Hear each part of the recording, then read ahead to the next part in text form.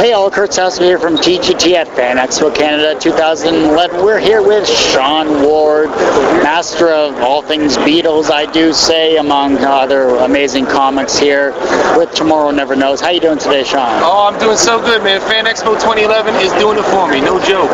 It's been a great weekend. Met so many people, reacquainted with so many people, got some new stuff that people have been enjoying. So yeah, I've been having a great time.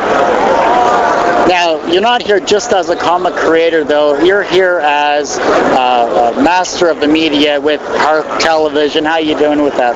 Oh, that's great. We have an internet, a streaming internet TV studio. This is a Young and Bluer, and we got a roster of 5 shows, including my own, the Sean Ward Show. Hearth Night Light we got X-Connect, Code of Green Robots, all kinds of it. You see it all at hearth.tv, and we also from Hearth Studios, Hearth Publishing is who's putting out the Beatles book, so it's all coming up Hearth this year. Not in spades, but in Hearth there. Exactly. You know, tell us about Tomorrow Never Knows, because the Beatles are the quintessential rock band of the 60s, 70s. You know, they are the true revolutionary band when it comes to music. Oh, big time. Well, it's not even just that they're revolutionary when it comes to music, it's that they're revolutionary when it comes to pop culture. And, I mean, it's now almost 50 years off of when they first touched down and Beatlemania officially started officially. It's almost 50 years later, and they're still the yardstick by which we measure success in the popular arts, right? It's always that question. They're famous? Yeah, but are they as famous as the Beatles were, right? It's still, that's still like the defining, like I said, that's the yardstick by which we measure it. So a lot of my creativity, being as big a Beatles fan as I am, and even, you know, people think that it's a dichotomy that I'm as into hip-hop as I am into Beatles, but I see a straight line through it all. And I see that there's, they've been so, that they design so much of what's the template, even now after the internet continues to change things as fast as it does. So there's something to that, and I want to get in there and find out why. And so I've put a lot of time over the last several years into getting in and trying to answer that question. So this book was an attempt to answer that question, but I mean, so was this one, right? Because it's just such a part of what I do. What the message was, the example of what can happen when you're truly dedicated to your craft and determined and goal-oriented. And so it's just something that I think that anybody in any walk of life can take a lot from. And if I can do a little book and help people get something from that story they didn't before, then, you know, all the better.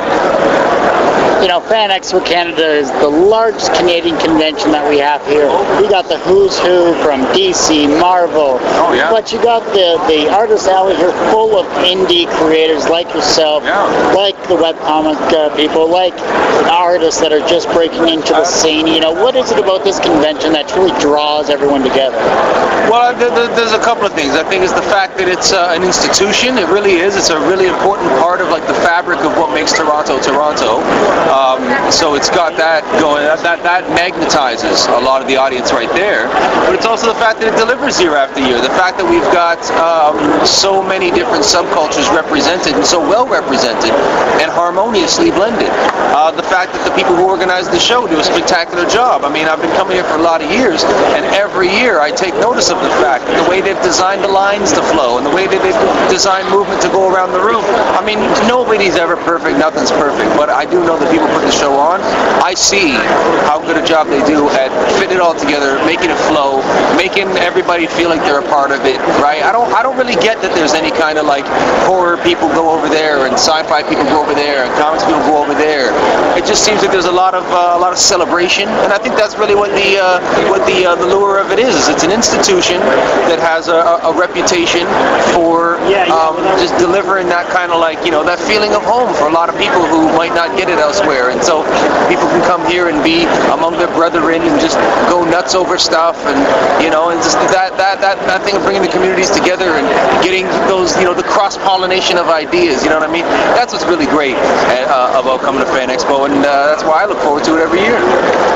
You know, Fan Expo is going to close down for the weekend. You know, you're going to have last day, I hear you.